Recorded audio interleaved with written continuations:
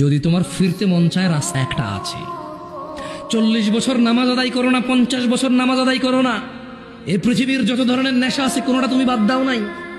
এই এলাকার অমুক তুমুক যত খারাপ বাজে মেয়ে আছে সবার সাথে তোমার বাজে সম্পর্ক ছিল, তুমি একটা বাজে ছেলে, সে একটা বাজে মেয়ে। ওকে, সমস্ত গায়কের গান, সমস্ত নর্তকীর নাচ তুমি উপভোগ করেছো। শোনো, 40 বছরের অপরাধ, 50, 60, 70-এর অপরাধ, শোনো রাস্তা একটা আছে। ও বোন, ও ভাই, রাস্তা একটা আছে, আমি বলে দিয়ে যাই।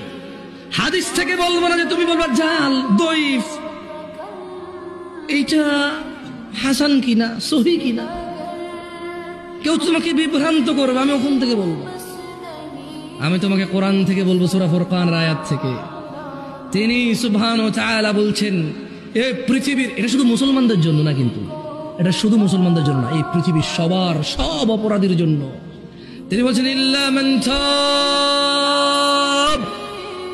অতঃপর যে অপরাধ ছেড়ে ফিরে আসে, ওয়া আমানা, আল্লাহর প্রতি ঈমান আনে, ওয়া আমিলা আমালান সালিহা, এবং যে সৎ কর্ম করে, ফাউলাইকা ইউবাদদিলুল্লাহু সাইয়্যাতিহিম হাসানাত, যে তওবা করে ফিরে আসে, ঈমান আনে, ভালো কাজ করে, আল্লাহ তার জীবনের যত গুনাহ আছে সবগুলোকে নেকিতে